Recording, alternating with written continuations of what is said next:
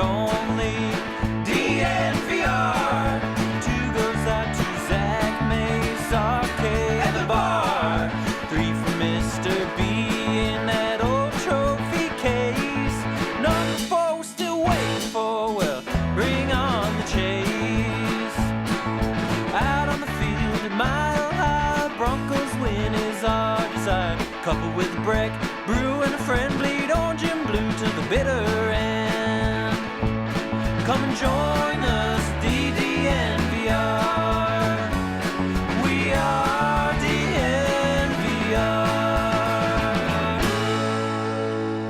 DNVR. We are DNVR. We are live from Studio A. The A stands for aerodynamics because they're taking on the Eagles. Wow. Kings of aerodynamics. That was a struggle. It was a stretch, but it's not an article. It's not A or Yep, and, yep. so I like it. Exactly. I was trying to come up with anything I could that just didn't start with the letter A. There was and then effort space. involved. See, it's A or and is easy. That took some work. I'm not going I to give you admire that the much effort. of benefit of a doubt. It sounds like you had a late night last night. Buffs went to overtime in an 8 o'clock start. Oh, yeah. Which, That would be a late night. Yeah, that resulted in a late night. Also, after your team wins in overtime, you can't just like go home and hit the pillow and go to bed. No. Watched the whole Buffs post-game show with good old Hank, and he had Marissa on there, who, of course, was a college basketball player herself. So it was it was a late one. Yeah, and you start off with a win. I mean, you could go undefeated this year, Ryan. We could, yeah. Speaking of starting off with a win, CSU, that team is legit. Yeah. Team is very legit. I think there's some good college basketball programs here. Yep. There was some legit chance last night, too, of course, when you play Oral Roberts. It lends itself to all sorts of frivolity and fun. Yes, also the game. they have the most dynamic scorer in the country probably Yes. in Max Asmus, so I thought CSU might be in trouble, but That's a talk good, about scoring 109 points. That is That's as serious. good a win as you're going to get right out of the blocks. Yep, good for them. Wait, are you feeling it? That's a lot of praise for CSU for you to just unpromptu start off with. Yeah, I don't have quite as much hate for CSU basketball. Okay, so you're a fan. You're a Ram fan. No. Here's where we can get you to say go Rams. Under no circumstances. I will say this. Buffs and Rams, they don't play each other on the schedule this year, but they're both playing in the same tournament in the British Virgin Islands on the opposite side of the bracket, and the rest of the bracket is pretty lame. So there's a chance they play each other, and not excited about that opportunity. That would be awesome, though, from an outsider's perspective. Yeah, I mean, at least the Buffs will have a little bit of time to grow up and mature before that time because they are very young, very That's not sloppy coming right up? now. I think it's Christmas break. Okay, yep, this side of the year. Paradise Jam down the Virgin Islands. Exactly. Christmas breaks are not Thanksgiving break. Most of them are usually... There's some Yeah. in both. So yeah, and then the Buffs also get Kansas on the schedule, who looked really good last night. So they're gonna grow up fast. Anyways, forget all that. A stands for actually, aerodynamics. It could be really soon because November 19th through 22nd is the Paradise Oh God. Jam. They don't That's get much not time good. to grow up. I was hoping. I was wishful thinking, I guess. They're gonna have to grow up quick. Anyways, football. Broncos Eagles. We of course it's a whiteboard Wednesday. We've talked a lot about this game and the importance of this game. We haven't talked quite as much yet about what it's going to take for the Broncos to win.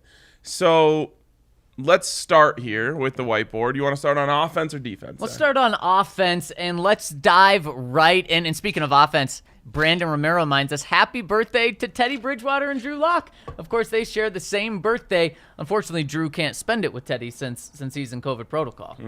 Tough break. Yeah. I will say that when I went for my COVID test this morning, as I was pulling in, Drew Lock was walking out.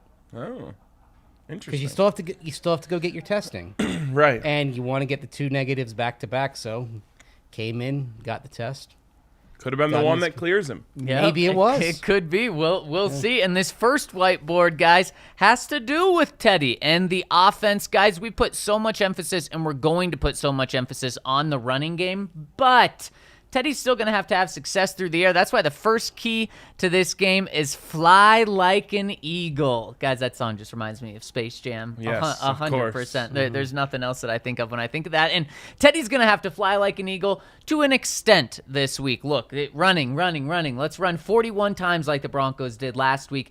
Yes, that is true, and that's very important. But Teddy's going to have to hit some deep shots because when the Eagles have won, they've held their opponents to under 171 net passing yards in all three of their wins. In their losses, they're averaging like 270 net passing yards. So a huge discrepancy. That shows that if they can keep your team to just running the ball and no success through the air, then they're going to be able to stay in it. And then Jalen Hurts, like we talked about yesterday, he's going to be able to make big plays when it matters if the game is close. So that's one thing is you don't have to pass for 300 yards, but you have to get over 200. And with the way we want the Broncos to run the ball, I think that's going to have to come in a couple of deep shots. Maybe just 2 passes for 40 yards. Boom, there's 80 right there. Come on, we know Teddy can get, 120 through the rest of the game. So that is going to be important. Something I wanted to make sure wasn't overlooked. Yeah, you'd love to see Courtland Sutton get involved in the downfield passing game. When the Broncos have really opened it up, he's been a big part of it. And of course, we know the Sutton rule. Last week they applied it to Tim Patrick. That also worked. I'm fine with either one. Cross the 50, give one of those guys a chance on a 9 route to just beat their guy. Yeah. Whether that's with speed, with size, with leaping ability, with physicality, just give him a chance. Well, and especially now with Jerry Jeudy opening up everything underneath, and obviously he can go deep as well, but let's say you do send both of those guys deep, neither of them open, Jerry Judy's going to be open right there. So those two guys will really, and plus Jerry Jeudy will really open up that deep passing game. Yep. Not a coincidence that their 2 highest scoring games have come in the 3 games that Jerry Jeudy has played this year. Totally. Yeah. Undefeated and with they're Jerry. undefeated with Yeah. Jerry. Speaking of, the inside receiver kind of clearing out space for those other guys, that interception by Caden Stearns, we talked yesterday about Baron Browning kind of making a heady play and just knowing where he was at on the field. If you watch the replay of that Caden Stearns play, you literally can see his thought process as there's like a route coming across the field, and I feel like you can almost see the moment where he thinks like, this is meant to clear me out. What's behind me? And then of course he sees, the dig route coming right there and jumps it. It's just like, man, these guys are getting it quick. Yep. And I was going to say rookies that are getting it quick too. It's so encouraging, not just for the future, but for this season. Yep, really good. All right, what's next on the old whiteboard here? All right, we have maintain third down momentum. Yeah, and It's not as catchy as Fly Like an Eagle. no, it's not. No songs. I'm not very catchy at these things, but you look over the course of Jalen Hurts' 13 starts. We're kind of focusing on that as the sample size here. If Philadelphia allows at least 42% on third downs, they're 0-6. When they hold you below, they're 4-3. And what have the Broncos done really well the last 2 lot of weeks? games. They've converted third downs. Which is that last 2 years? The 13 starts. that Oh, Jalen 13. Hurts has. Okay, sorry, I missed Because that. he came in, of course, late in December. So we're kind of, I'm focusing on the Jalen Hurts era. What works, what doesn't, and it kind of applies, to both offense and defense. But Broncos, they've done very well on third down the last couple of weeks. If they continue that third straight week, they're over 42%. That's the kind of thing that Philadelphia's had trouble with in the last couple of years. Yeah, these third downs are, it seems like everything to this Broncos offense. When they are converting them, they're able to move the ball down, they're able to kind of string them together. And when they're not, they're having a lot of trouble just getting a drive off the field, or getting a drive off the ground, I should say.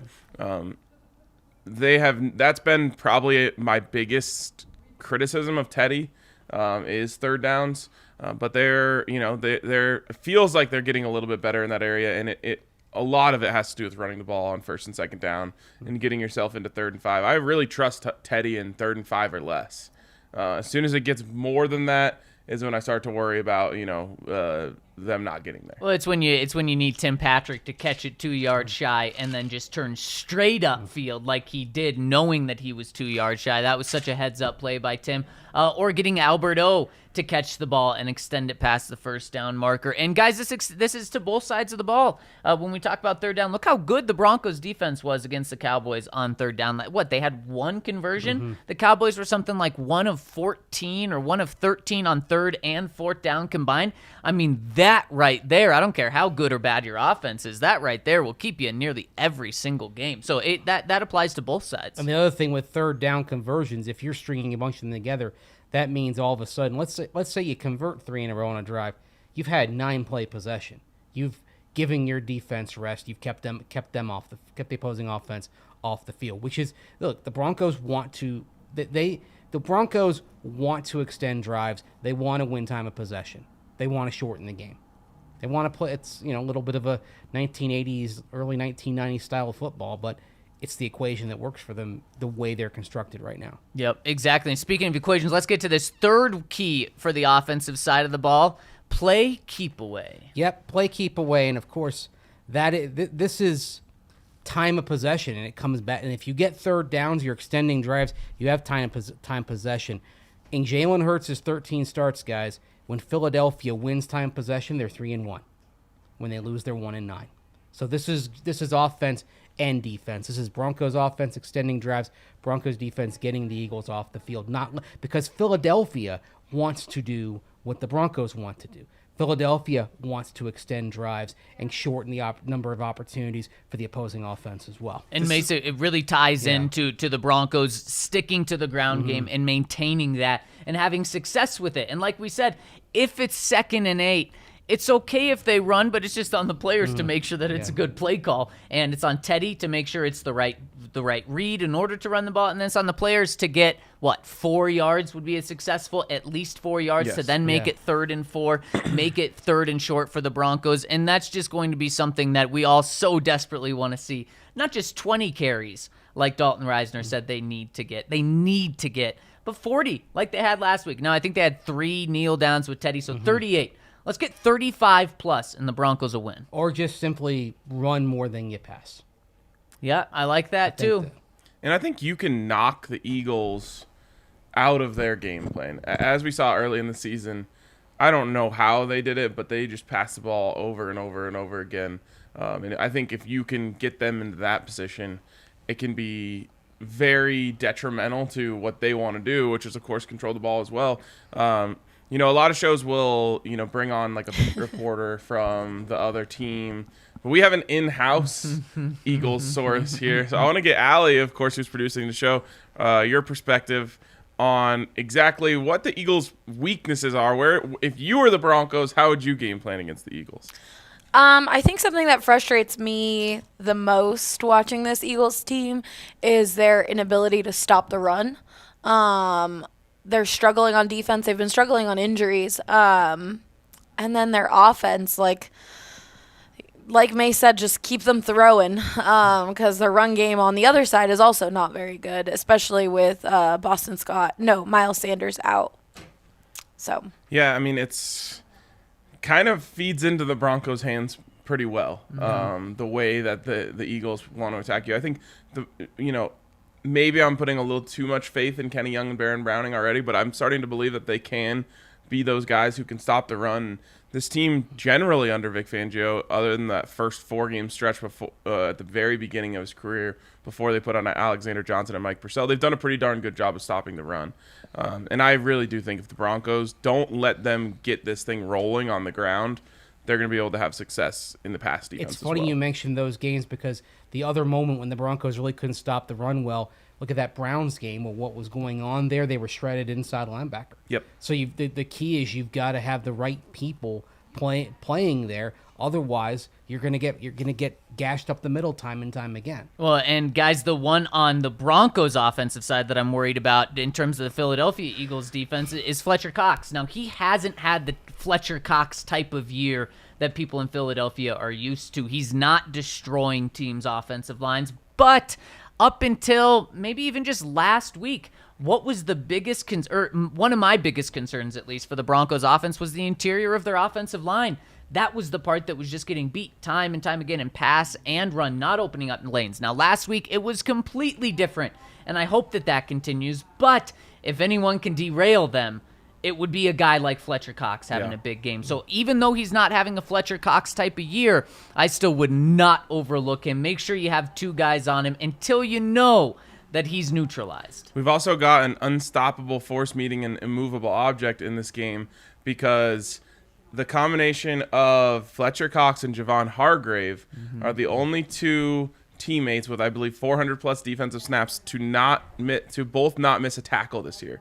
Of course, Javonte Williams, the best in the NFL at forcing tackles per touch, or forcing missed tackles per touch. So something's got to give. Well, the missed tackles are usually coming from the I guys know. at the second level. So the other thing with Fletcher Cox But, is, maybe you can hit the hole and Yeah. Fletcher Cox reaches out an arm, There you smack go. it down, Maybe. you got your broken tackle. maybe the thing with Fletcher Cox as well is also he turns 31 later this season, and so players, big guys like that on the interior tend to start losing a little bit of their punch as they get beyond their 30th birthday.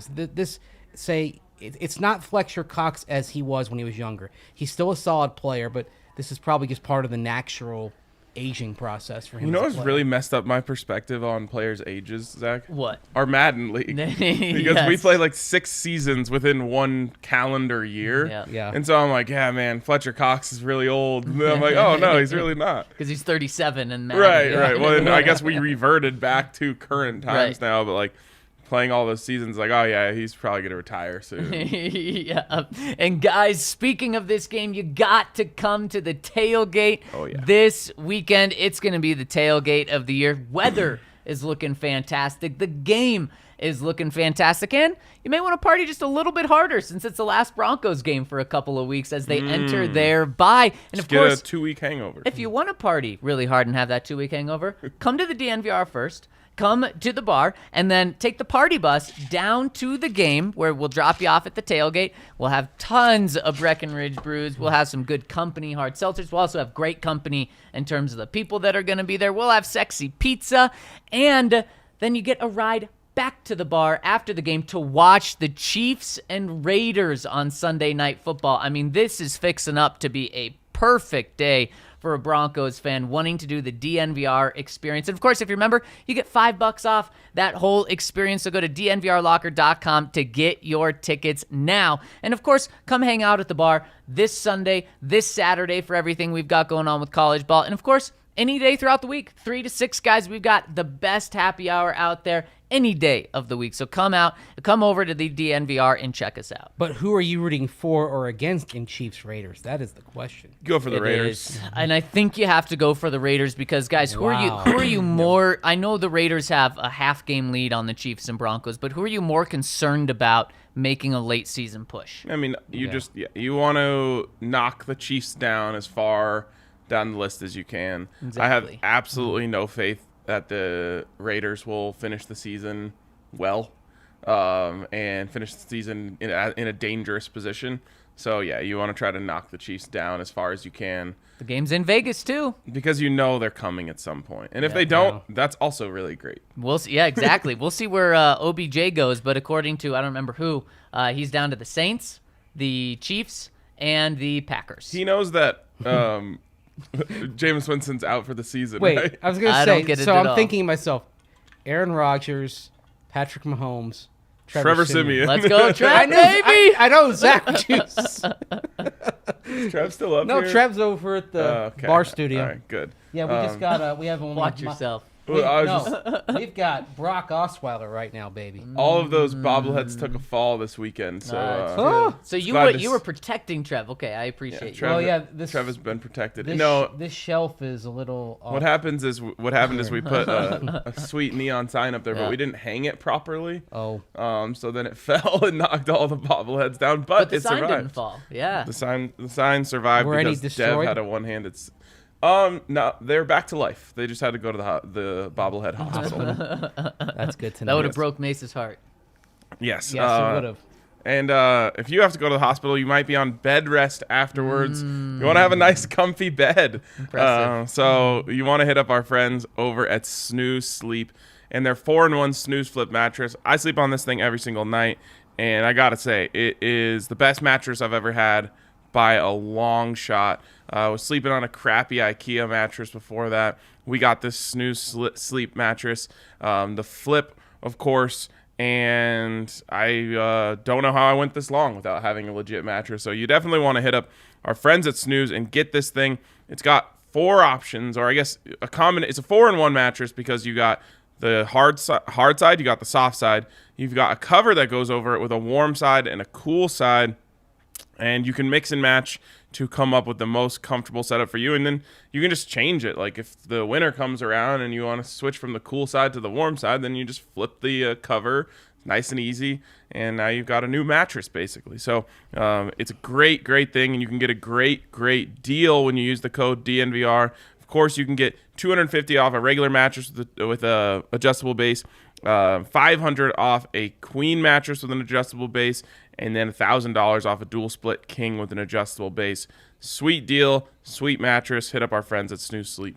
And if you want to sleep well, you might sleep well if you've got a good job. And so if you work at Ball, I'm sure your Aunt Julie sleeps well, right? Oh, yes, Yes. of course. You work at Ball, you'll sleep well knowing that you've got a good productive job in a great workplace. And Ball is looking for people to work as production technicians. You can read the full description and apply at jobs.ball.com and search for Golden. So what does a production technician do?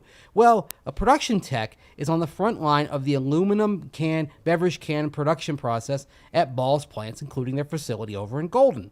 They offer a competitive wage of $27.39 per hour with potential for increases at 6, 12, and 18 months off the job. Also, this offers exposure to a lot of other manufacturing opportunities in the plant. The production tech role touches on the stages of production, including making aluminum cans and ends. It's responsible for machine adjustments on high-speed production equipment and is an integral part of the production team, both in quality and meeting operational goals for volume. This role has skills and growth built into it, and many production techs at Ball have become maintainers, which is the next step up from that. And employees who start out as production techs have gone on to other roles in operations and management. It's a full-time role with benefits. Comprehensive insurance is active on the day of hire. You got a 401k for retirement, stock purchase ownership, and even potential for an annual bonus. There are major benefits for working for a company like Ball. So you want to get in on it, and you want to join the team that includes Zach's Aunt Julie. Yes. Text Golden to 77222, and you'll get linked to open positions. You can also go directly to jobs.ball.com and search for Golden. That's jobs.ball.com and search for Golden, or simply text Golden to 77222 to be unstoppable at Ball. Or simply just text Aunt Julie and ask her There for we go. a good word. There we go. All right. Does she give references? She hangs out at the bar, so maybe just come down to the bar. We just Yeah. wrap that all back together. Exactly. In fact, a Snooze mattress has been at the bar before. So there we go. Yeah. My snooze mattress Yes, has been at the bar yours. before. I've laid on your Snooze mattress at the bar. It's weird, but it's okay. I was going to say, we're all friends here, but, isn't that a little weird, someone being on your mattress? I guess No, we're family everyone's now. welcome on my mattress. In your apartment now? Wow. Yes. Oh, wow. Look at that. Come on down, test it out. So welcoming. We I was had going the to say, have cover. you shared that with Allie? We had the cover washed. For people who might not know this story, we had a Snooze Sleep here, and they wanted everyone at the bar to have a chance to feel the new mattress. And so they wanted to open it here, and we were like, okay, why not? And so they had it on a sheet the entire time, or on a little plastic thing, so that it was not that dirty. But then we did wash the little cover. That's one of the great things about Snooze, is that you can take that cover off that switches from cool to a regular temperature, and you can give that a wash, and then it's brand new. So Nice. that is what we had to do. And you know what? It was a fun day, a fun night at the bar. And I would say you never know what's going to happen at the DMVR bar. It's very That's for true. damn sure. Very true. All right, let's move on here to the defensive keys for the Broncos as they take on the Eagles this weekend. Where do we start? And first one, guys, cage the birds. And it's kind of what we talked about yesterday, guys. The Eagles, when you look at their receiving core, you don't say, oh my gosh, we're toast by these guys. Kind of like you looked at the Cowboys last week when you look at Amari Cooper, Michael Gallup, CeeDee Lamb, and the Broncos really caged those. I mean, they did a fantastic job of not letting them do anything. But for the Eagles, it's a little different. You can let them work within 5 and 10 yards. That's not going to kill you. You just can't let them get out and get behind you. So make sure that Justin Simmons should honestly just be a deep safety the entire game. And maybe what you do to help neutralize Jalen Hurts is you bring Kareem Jackson up. And so you have a single high safety, and Justin's job is to not let anyone get behind him. And then you bring Kareem Jackson up and say, he's kind of the Jalen Hurts spy right there. Yeah. But one thing you just cannot do is let Devontae Smith and Jalen Reagor and these fast guys that they have get behind you, because that's how the Broncos lose this game, is if they They've lost allow... a few games. Yes. Exactly, is if they allow what's beat them in the past to beat them this game. Yeah, this defense is good enough to bend but don't break. Yep. And they have put that on display quite a few times. It's those few times that they break before they even bend that causes big problems for this team, because they aren't a quick strike offense. So when other teams are quick striking, then they have to go have a methodical drive, and obviously those, are hard to put together, especially for this Broncos team, and it just puts you behind the 8 ball. Speaking of cage the birds, have you guys heard about falconry? Like, just in-depth stuff about just the act of falconry? I don't even know what it is, so definitely no in-depth stuff. I know of it. So I don't know anything in depth. Should I know know, it what it exists. is? Our in-house birder, who is more of a birder than I I, was going to say, I thought that was you. is Adam Mates. And the other day he pulled into the parking lot. He was listening to a podcast about falconry. He started telling me all about it. Man, what a fascinating... Basically, you can train raptors to hunt for you. And they're so smart that it only takes about a month for a real falconer to get themselves a wild bird and train them to hunt for them. Train them to go get something and bring it back. Yes. So like they can go, And then they can go- work together. Yeah. Like the human will go scare, run through a wooded area to get the mice or the rabbits or whatever to come out, and then swoops down and I'm picturing the falcon Wow. going into a stream, grabbing a fish. bringing it right. Yeah. These are the types of things you can do. We're talking like just very 1600s. It's just, sort of yeah, stuff it's just right very now. difficult to get a falconry license, unfortunately. I bet it is. Yeah. You'd never starve though. Exactly. Once you figured it out. You can just live off the land. Hopefully you have some fire as well. Yeah. Hey Falcon, I want some trout tonight. No problem. Boom. Smart Done. birds. Anyways, what do we got next? Next one is hit 'em where it hurts. Yes. Of course, the Broncos' pass rush, I feel like, is one of the biggest keys to any game for them. And suddenly, I think their pass rush is really good, which is something I feel like I haven't said in a while. I can't believe I'm saying it about Malik Reed, Jonathan Cooper, and Stephen Weatherly. But I feel like they are getting pressure. I mean, last week, they got pressure at a more consistent rate than I've seen from the Broncos in a long time. Yep. And if they're able to do that to Jalen Hurts, he is going to break the pocket. He is going to make some plays. But if you can make this dude uncomfortable throughout the game, which has been a problem for the Eagles, you are going to have a lot of success. You're going to have a chance to cause him into turnovers. But I loved your idea of having a spy there, because he really will break the pocket. I mean, he has no qualms about leaving the pocket and making a play with his feet. And guys like Jonathan Cooper, guys like Malik Reed are going to have a hard time chasing him down. So if you can have someone out there, the problem with that idea, though, if you're going to play single high, is that means you're going to have to play man coverage on those speedy wide receivers on the outside. So it's kind of it's a catch-22. I mean, this is, the great challenge of football, right? There's always a counter to every, it's a chess match. So do you trust your corners in man coverage on those guys? And that's what you're basically going to have to do, especially if you want to spy Hurts. If you want to go, have Justin playing deep safety, it's a challenge. But to me, hitting him literally is going to be a huge key to this game. Make him uncomfortable, and he will make mistakes. Yep, make him second guess running and scrambling and leaving the pocket and also holding on to the ball for too long in the pocket. Make him start second-guessing himself, kind of like we saw with Dak last week. That's exactly what the Broncos need to do. And then have the defensive line crash down on him and those linebackers crash, so when he does take to the sideline, he decides to throw it away or overthrow a receiver instead of turning up for 6 yards. But you mentioned the corners, and of course you're going to be playing without Bryce Callahan, probably without Pat Surtain with a knee sprain. So, an awful lot is going to go on Kyle Fuller having another good game. Although Fuller got the great game ball, but there were a couple of moments where he was beaten and Dak missed. Yeah, I'm not knocking him for that broken play. Like that just happens.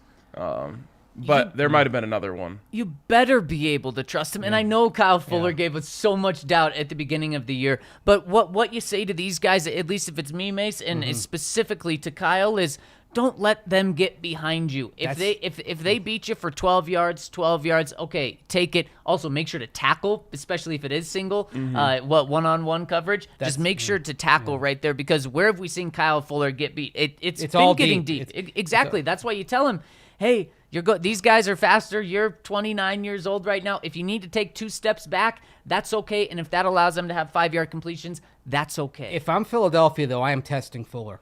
Absolutely. And I'm testing him with Devon, with any of their receivers, because they can all be deep threats. But I'm testing him with Jalen Reagor in particular, and seeing, okay, can you get past him on a 9-ball? Let's see if we can make something happen here. That's the kind of thing I would do. Also, Nate Hairston's he's been solid in brief work.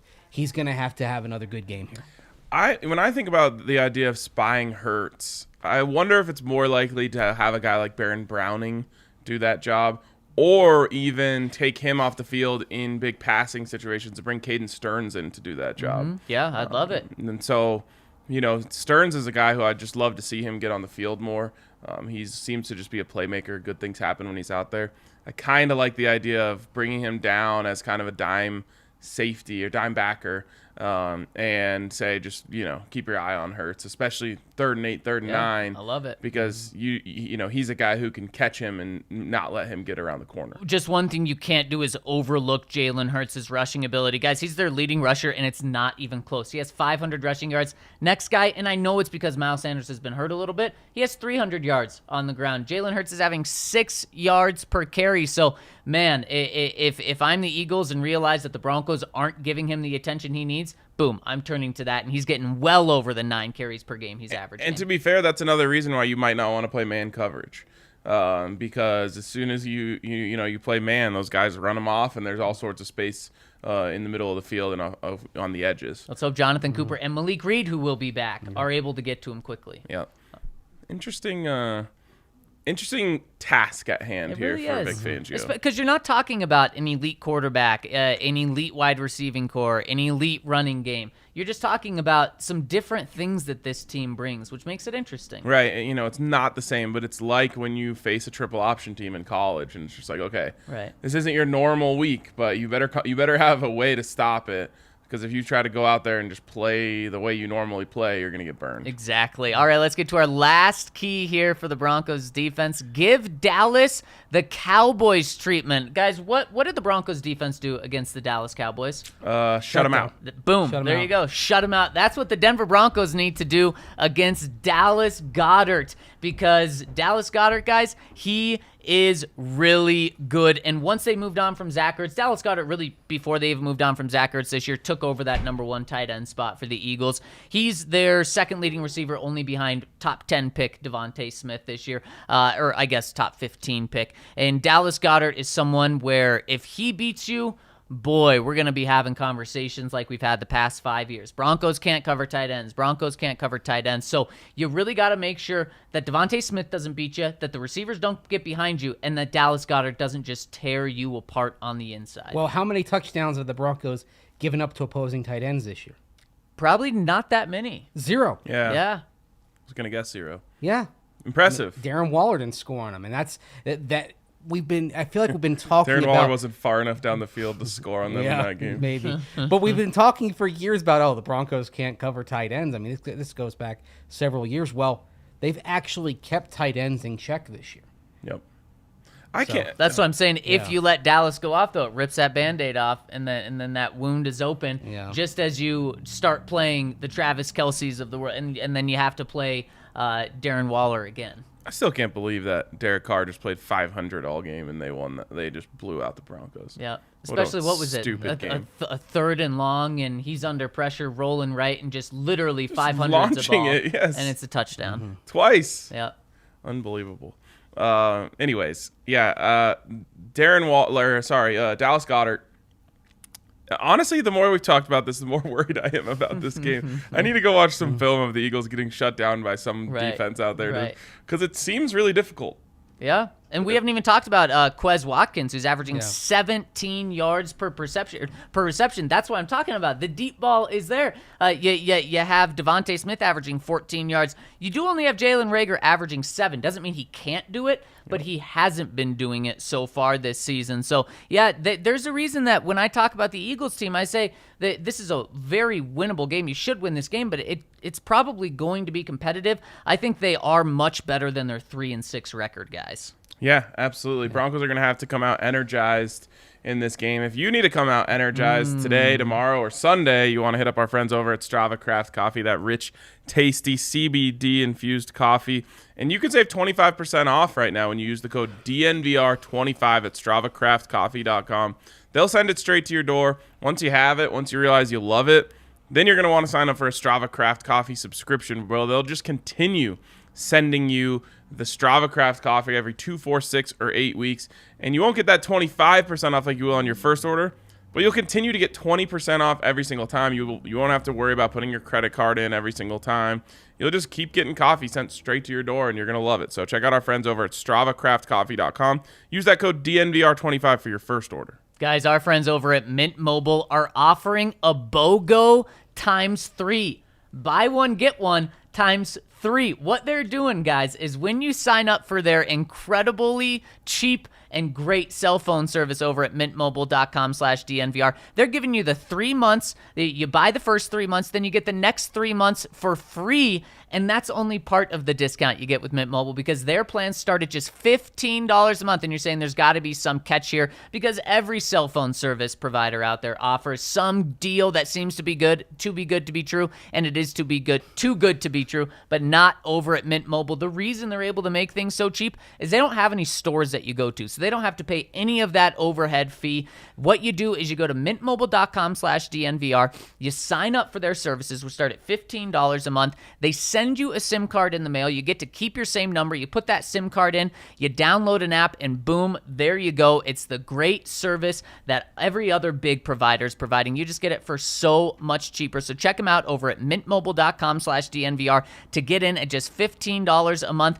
And of course, get that buy 3 months, and you get 3 months for free over at mintmobile.com/DNVR. If you're tired of going at your cell phone bill, Mint Mobile is a good place to go. But if you don't want to make that sound, then you've got to get hooked up with Manscaped. You might, if you've had a bloodbath down there when you're trying to keep things trim. But there's got to be a better way to get your dagger cleaning shiny safely than that. And that's what you may have dealt with when you cut yourself shaving before learning about Manscaped. Manscaped will keep your dagger slick and ready for wherever the night takes you. Manscaped is trusted by over 2 million men worldwide. Join the movement by going to manscaped.com for 20% off and free shipping with the code DNVR. Hey, it's time to end the days of shaving your balls and having it end up looking like a horror movie. Manscaped has the perfect package for your package to get things done. Make sure that it's nice and clean and you're not screaming. You've got the below-the-waist, you've got the 4th-generation performance package from the below-the-waist grooming leaders. Inside, you'll find the Lawnmower 2.0 trimmer, Weed Whacker ear and nose hair trimmer, liquid formulations, and 2 free gifts. Manscaped will get you set with their Lawnmower 4.0. This 4th-generation trimmer also features a cutting-edge ceramic blade to reduce grooming accidents thanks to their advanced skin-safe technology. Also included there is their Weed Whacker. The nose and ear hair trimmer is here to whack your weeds and any goblins that come your way. Both Lawnmower and Weed Whacker are waterproof. In the comfort of your home or in wild waters, these tools are your best friends. And don't forget your testes, speaking of best friends, don't forget to give your testes besties the love they desire with Manscaped's liquid formulations. First, it's the crop preserver ball deodorant. You put deodorant under your armpits. Why not put deodorant on your balls? And don't forget about their crop reviver, which it gives the boys a boost. You want to give your boys have a good house. You want to make sure they get a boost with that crop reviver. Manscaped will even throw in 2 free gifts to their performance package: boxers and a shed travel bag. So get 20% off plus free shipping plus those gifts if you go for the Performance Package 4.0 when you use the code DNVR at manscaped.com. You want the right tools for the right job. That's what Manscaped will have, so you're not going to have any accidents that leave you going, ah! Wow. I'm Good glad stuff. we won't have to do that. All right, let's jump into the comments here. Do we have any super chats to get to first? Cool. Let's jump right into the comments here. Love all of our subscribers and members who leave these comments every day. And, of course, if you become a member at thednvr.com, we will get to your comments as well. First one here comes in from D. Bronk. Should the Broncos bench Noah Fant in order to keep Albert O and Salbert on the field together? Albert and Salbert. That's a great combo. I see a shirt coming. Seems like the only time I notice him is when he's whiffing on a block. Our offense seems to be better without him at the moment. I mean, you can point to last week and say that's certainly the case. And the running game is something that really took off last week, and that's something that we know Noah has struggled in. Now, it's not like Albert O's a great blocker either, but Salbert is, without a doubt, guys, the Broncos' best blocker, so I think he's certainly bought time. And when it comes to the tight ends, it's not as simple and straightforward as just benching Noah Fant. He's going to play. It's about just maximizing him more. Guys, if he's not going to be a good blocker, then put him in the slot. Use him in different ways. This is now on Pat Shurmur to get the most out of Noah, especially if we kind of know what Noah's going to be. So do we like Albert and Salbert, or we want to just call him Salberto. or A&E? I like the Albert. rhyming. A and E? Albert and Eric. Oh, Annie? okay. Yeah. Put some good film out there. Yeah. Hey, Yeah, I there's mean, a lot we can work with here. right. Yeah, it's unfortunate that Noah. Oh, I see. Took you a second. TV channel. Yes. Took a second. Sorry. It did take a second. Yeah. It's taking me a second to get back on track now. Noah Fant, it's really been a shame that it feels like I think someone used the word anchor yesterday, meaning he's kind of holding him down when he's out there. And maybe that's just a feeling. That's not directly his fault. But, man, I don't think he's made a single explosive play all year. No, he hasn't. And we were really relying on that explosive play, that 70-yard play where he broke a tackle. What was it? One of the last games of 2019 from Drew. And that's what we were saying he could be. We haven't really seen it since. Yeah, and a lot of fans say, well, they don't use Noah in that way. The thing is, they do. He doesn't get the ball on those plays because he doesn't get separation. Well, and also he's not breaking tackles like he did on that play. Right, but I'm saying, like, so I tweeted out a poll, who's better, Alberto or Noah Fant? Did Alberto win a Alberto landslide? dominated the poll. But all of the, Noah Fant defenders, I guess, in my mentions were saying, well, yeah, but they actually use Albert down the field. They never use Noah down the field. All he ever gets the ball on is checkdowns. The thing is, that's when he gets the ball because the defense is allowing that to happen. When he's getting down the field, he's not getting open. Right. Yeah. It's a really good point. I mean, on the positive side for Noah Fant, he's already got 3 touchdowns this year, which matches his total of the first 2 years. But here's the negatives. His per catch average has gone from 14.1 to 10.9 last year to 8.6 this year. Yeah. His long reception of each season, 75 yards in his rookie Cleveland year, game, yeah. 37 last year, 26 is his longest play this year. Man, 26 seems long for this year. Yeah, it does. So I do think that they can get a little more creative with the ways that they're using him. But again, it just when he's out, like I hate doing this. When he's running routes, it doesn't feel like he's going as hard as he can to work himself open. Like you see from somebody like you see from a Tim Patrick, like you see from Albert O, who's really digging in and getting and working to get himself open. Everything Noah does this year feels like it's at 90%. Yeah. At best. Yeah, and we'll see what his role is going to be this week coming off COVID and having COVID and missing a week for that. So we'll see. Guys, we got a PSA, and I'm not talking about a pubic service announcement coming in from Manscaped. I'm talking about a public service announcement coming in from some people call me the Space Cowboy. He says, Von Miller jerseys on NFL Shop currently on sale for $48. Buy Garbith's Hammer. Let me read that. It's from the movie Galaxy You Quest. didn't even get close. How'd you know I wasn't going to hit it? Because you already said Garbith. Yeah. Well, I was thrown off. He interrupted. By Grabthaw's Hammer. What a savings. There we go. Have you seen Galaxy Quest, Zach? Of course not. No. I think I have. Never even heard of it. What's another line from that that's famous? Oh gosh. I'm trying to think it's not real. I'm trying to think of all right. lines. I want to say know, I it's have seen. Tim Allen and Sigourney. Yes, it's yes, like yes, they yes. play like they do it. What they do is they did like a Star Trek type of show that lasted for like 4 seasons and went off the air, but then developed a Star Trek like cult following. And what happened? Oh, never give up, never surrender. Yes, from one of the aliens. So it develops a cult following, and they basically do all the conventions and all that, right? Don't spoil it. This is brand new stuff. Well, I'm Yes, only is. going to take you like to the first 20 minutes. No, wait. No. We don't have 20 minutes. Well, we know there are aliens in there, right? We know there's Yes. another. Well, basically, another out in the galaxy, another race has been watching the transmissions of Galaxy Quest, and they go and get the crew, and then hilarity ensues. All right, sounds good. $48 for a Von Miller jersey is a nice. steal because that jersey will never go out of style. Yep, exactly. So You're looking for a jersey on a deal. That's it. And buy it now, because here's the thing: they're not. If they'll Vaughn never restock it. Well, not while he's playing in the NFL for another team.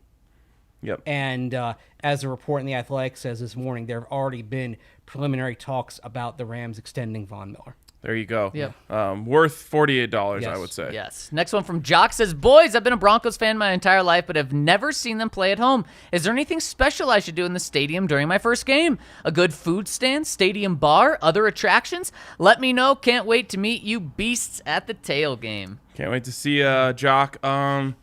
Things you got to do at the stadium. The one thing I can think of that's like a must-see is the Mini Mile High.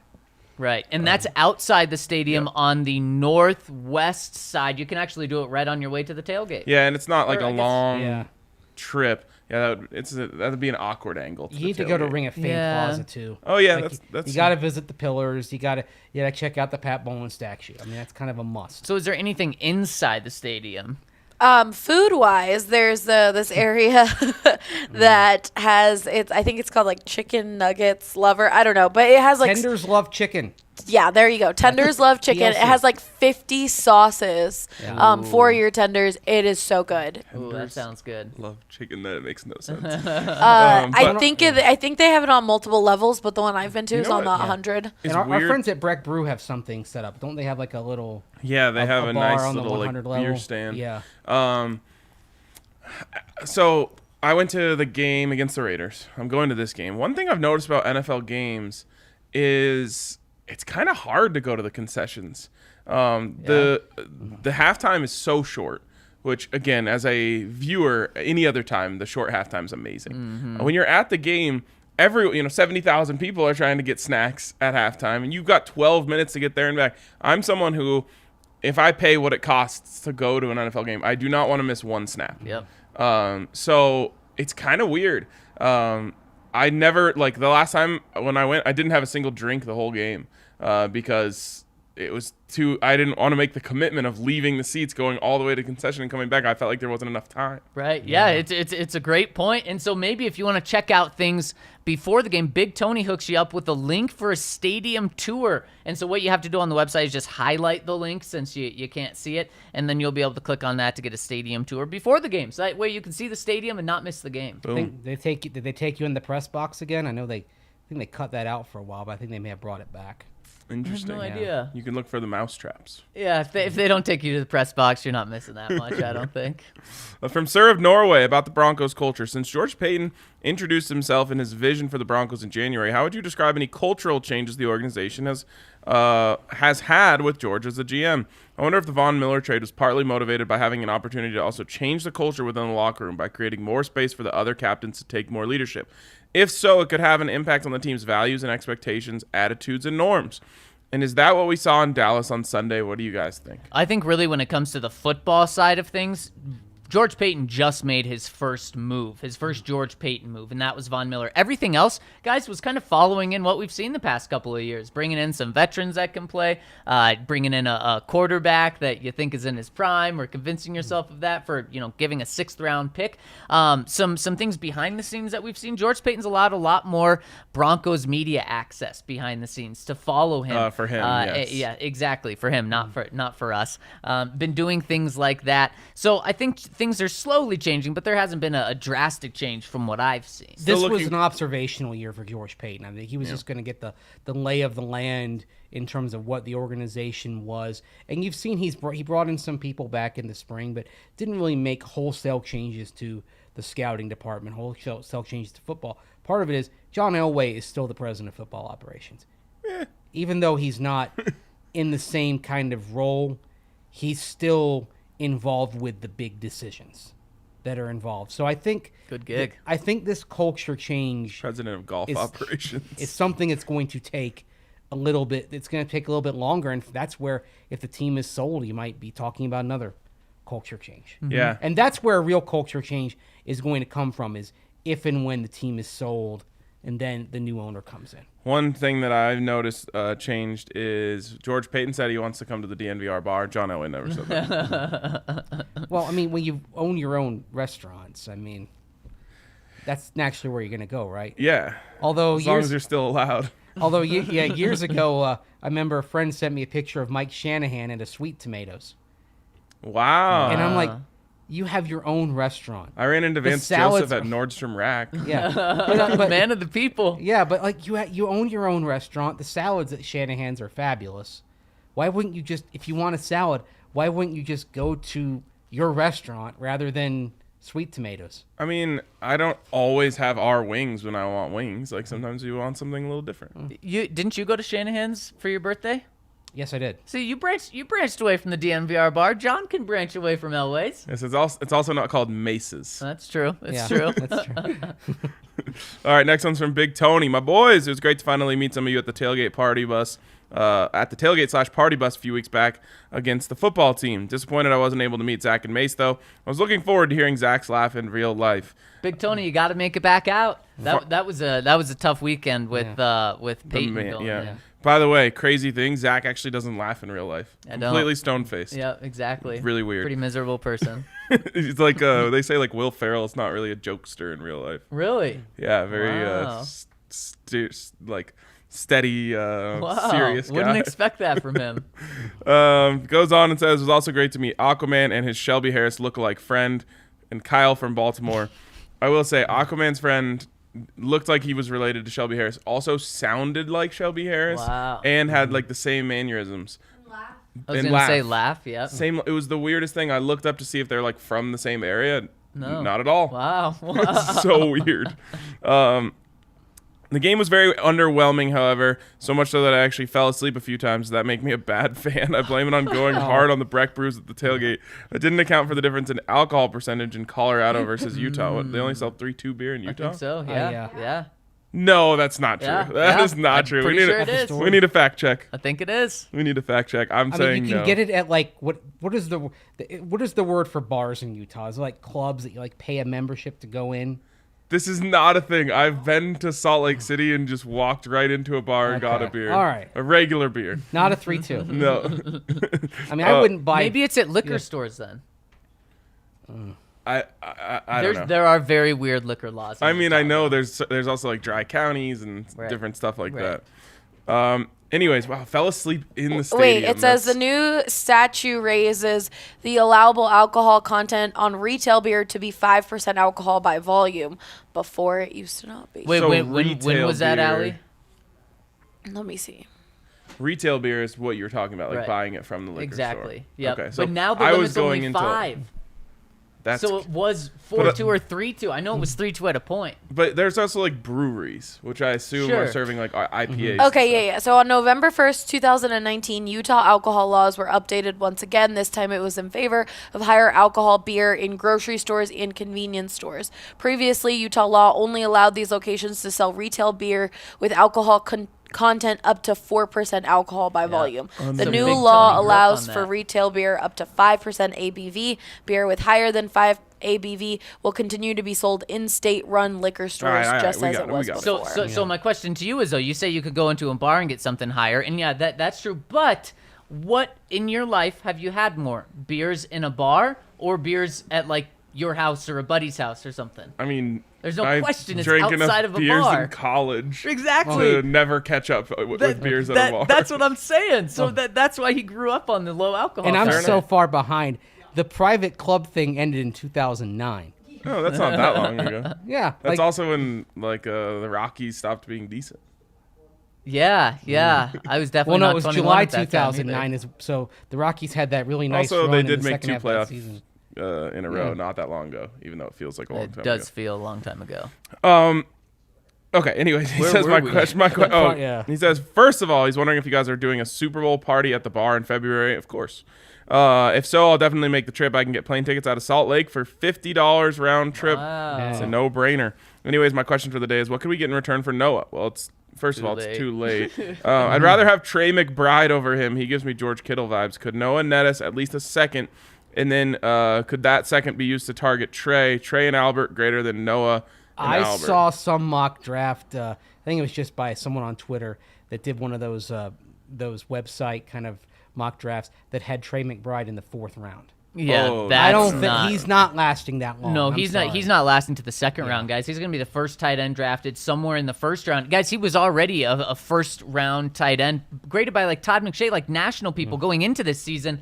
And what's he done this season? He's just continued to dominate. So he's going to be a first round guy. No, you can't get a first round pick back for Noah Fant after this season in order to turn that into Trey McBride. Yeah. Also, don't draft tight ends in the first round anymore. Didn't you kind of just find that out? Huh? Didn't the Broncos just find that out? That's what I'm saying. Yeah, exactly, it's just not the move.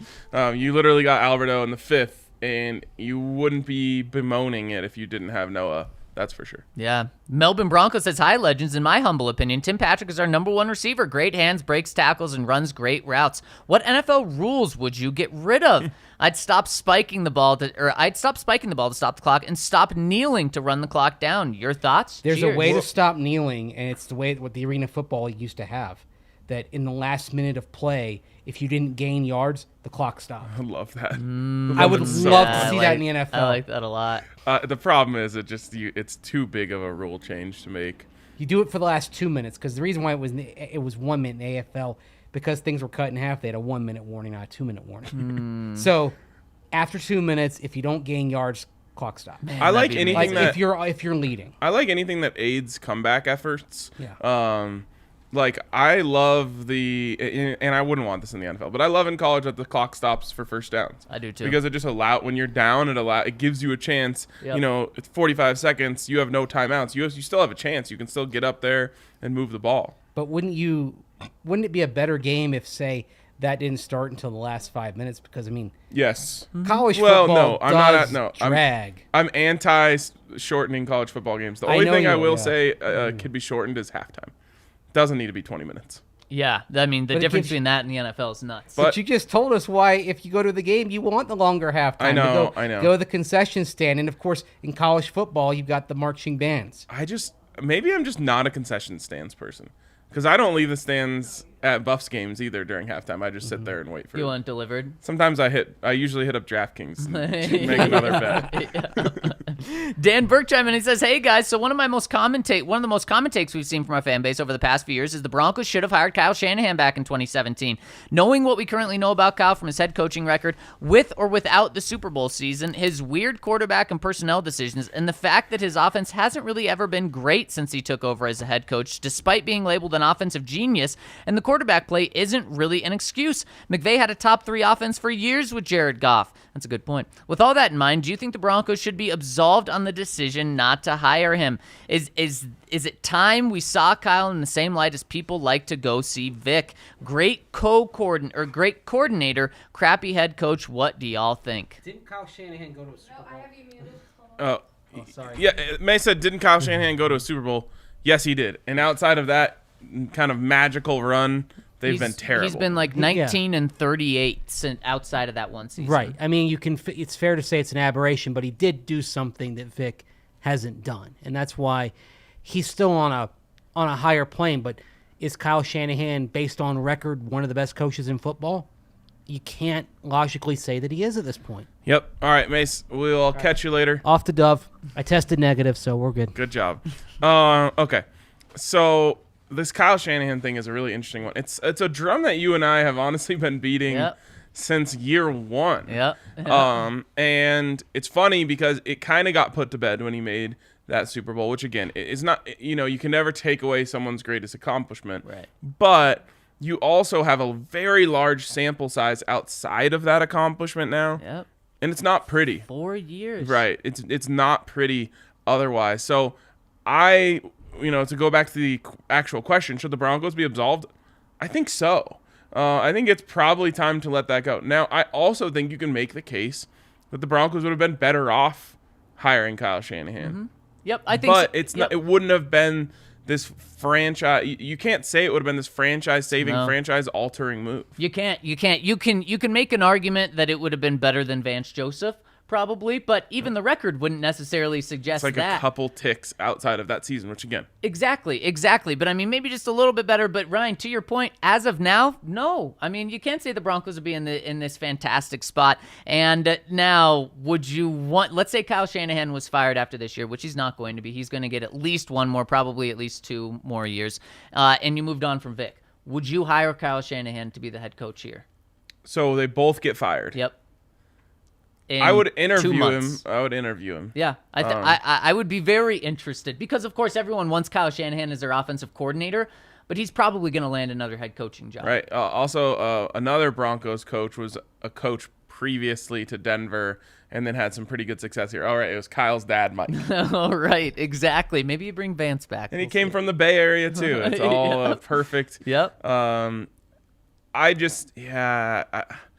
It's tough to see. And what's funny is someone wrote an article just today saying Kyle Shanahan, the GM, is killing Kyle Shanahan, the head coach, which is literally what the Mike Shanahan thing was at the end. It's crazy. And Ryan, coming into this season, just to show you how it's carrying over into this season as well, a lot of people view them as a contender for the NFC this year.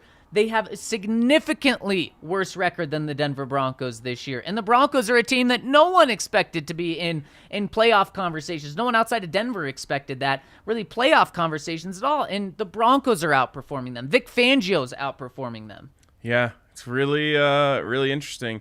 What about Kyle gets fired and then you bring him in as OC? Oh, I mean, that would be incredible. That's the dream, right? Mike 1809 says, is Tim Patrick the new Philip Lindsay? In what way? I don't know. A guy that everyone likes that the Broncos are going to let go after this season. I have to imagine that's what he's saying, or maybe just the fan favorite and the underdog that everyone cheers for. And if that's what you're talking about, Mike, absolutely. Man, we're gonna have this Cortland Tim conversation a lot. Yeah. The one thing that I can't get past is the attitude. And I don't just mean I'm not saying Cortland has a bad attitude. Yeah. I'm saying Not Tim a Patrick dog gives the mentality. offense attitude. Yeah. And you just need guys like that. Philip Lindsay was just like that. Yep. You need dogs, and he absolutely is one. I'm not necessarily saying anyone else isn't one, but it's not disputable that Tim Patrick is an absolute dog, and I would be worried about the effect it would have on the team to not have him out there. One guy brings more energy, and that's not a bad thing to Cortland, but that's just a fact right there. And Ryan, I think that's a great point, something that's going to factor into this. Mile High Buckeye with our last one says, birthday shout out to both Teddy and Drew. Also hope you guys at DNVR are having a great day. Go Broncos. Great way to finish the show. It is. Appreciate that so much. And great way to finish off your education is at MSU Denver beautiful. online, msudenver.edu/online, the place to go there. Of course, the presenting sponsor of the show, we appreciate them very much for that. They are the Colorado institution providing rigorous and affordable online programs taught by professors who bring the real world into the classroom. So if you're looking to further that education, there's no better place to go than MSU Denver Online. That is going to wrap it up for us today. Appreciate you guys all for tuning in. Hit us with a thumbs up on your way out if you're listening on YouTube, and we will talk to you tomorrow on the DNVR Broncos podcast.